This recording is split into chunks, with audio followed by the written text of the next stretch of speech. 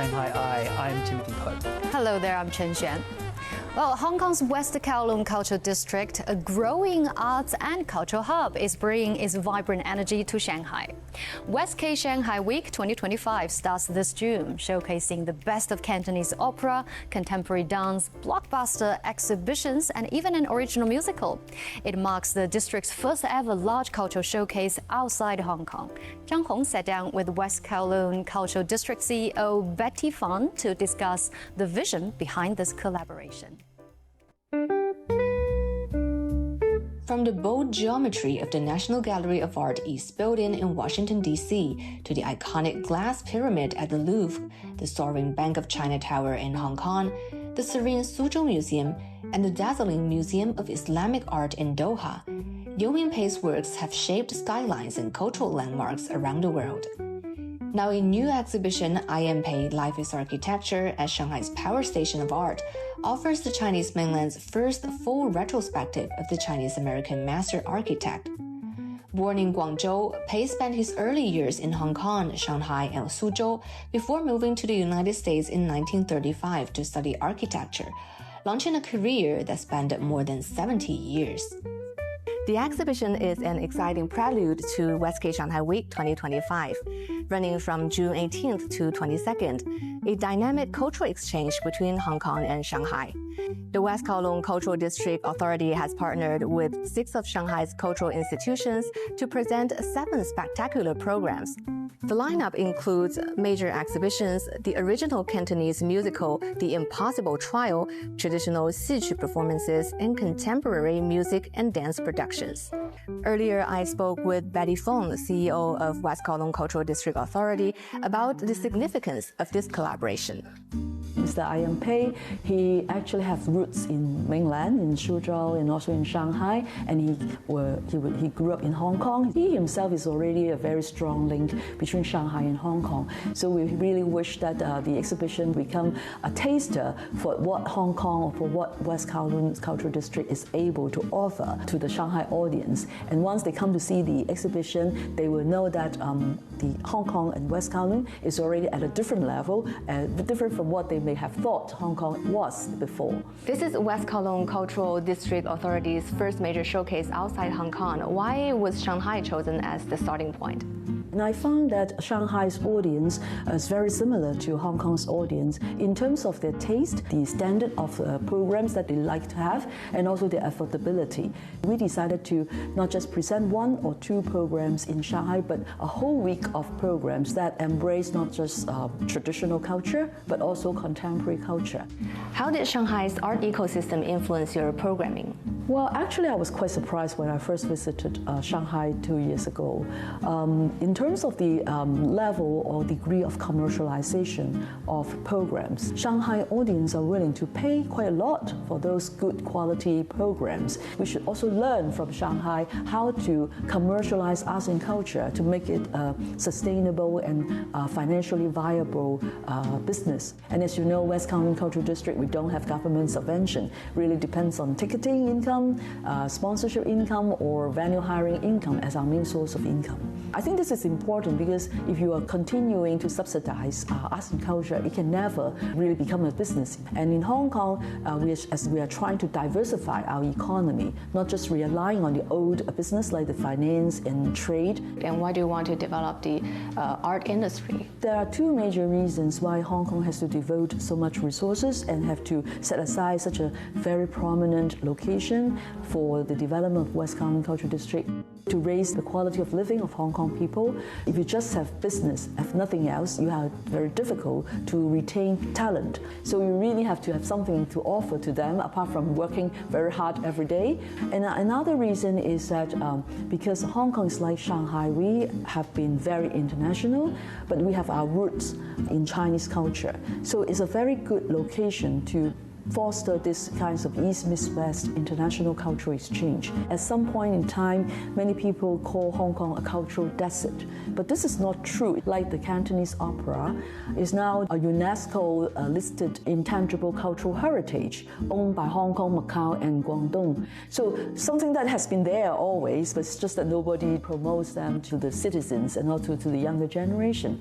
By having the cultural district, you have a place that cluster everything together, and you raise the attention, awareness of people of the culture that Hong Kong can offer. And looking back 15 years from when we set up, Hong Kong is really has something to offer in terms of arts and culture, and it's of a high quality that could bring us on par with real international cities.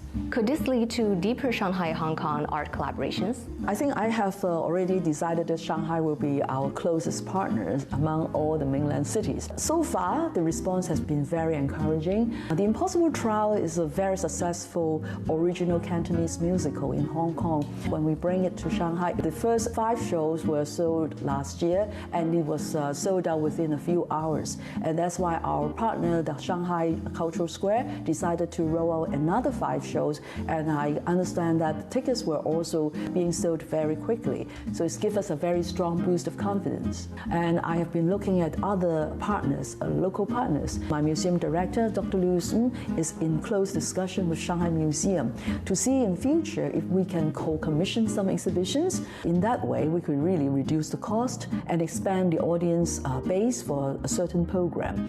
And similarly for performing arts, Paul Tam, the executive director performing arts, is also in discussion with many venues like the Grand Opera House to discuss collaboration. Again, in terms of commissioning of programs, in the run-up of the opening of our new venue, the WestK Performing Arts Center, we need new programs. How do you see the district shaping global cultural conversations? We have already signed a memorandum of understanding with 31 institutions in the Americas, in Europe, as well as in Asia, and of course also in mainland. So this is already a very strong network covering many important institutions. Recently, I went to Saudi Arabia, Riyadh, and also Abu Dhabi in the UAE. They have built the hardware, but they don't have the software, they don't have the programs. And they welcome Hong Kong West Kowloon Cultural District Authority to bring not just West Kowloon program, but also Chinese and mainland museum programs. So we will leverage the network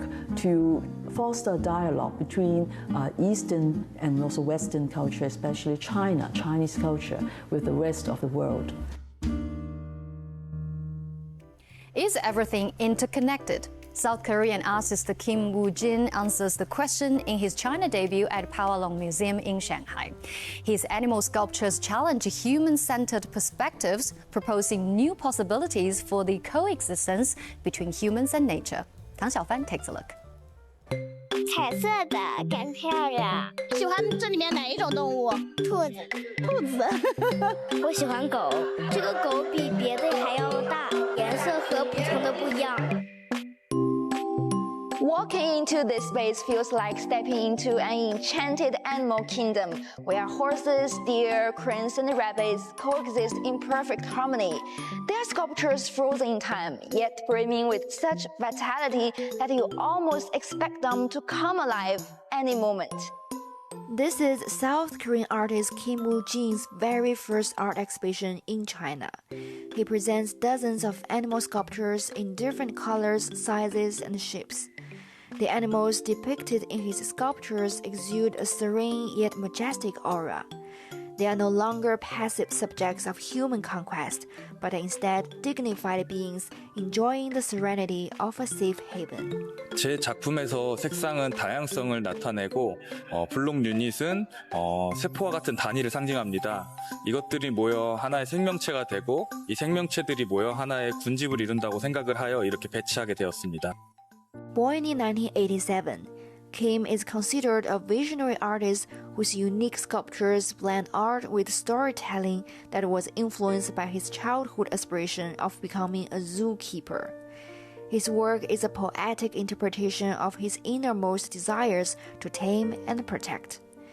His sculptures are not just representations of animals, they are monumental expressions of his yearning to remain close to these creatures. 基田的作品用鲜艳的色彩和自由的形态，创作出既像充满梦幻的童话，又像未来预言的世界。我希望观众不仅能认出这是什么动物，更能感受到这些生命体之间巧妙的共生关系，它们如何彼此适应、相互成就。这种跨越物种的和谐共处，或许正是人类未来需要学习的生存智慧。Kim's sculptures are more than just art. They are powerful narratives woven into the fabric of visual expression. By transforming traditional animal forms into symbols of freedom and dignity, Kim not only revisits his childhood, but also invites us all to reconsider our roles in creating or destroying the utopias we yearn for. 이 전시를 통해서 본질을 외면하는 마음을 버리고 벗어내고 어린아이의 시각으로 세상을 바라보는 어떤 순수한 마음을 조금 얻어갔으면 하는 마음입니다. If you've got a question for us, you can find us on all the socials.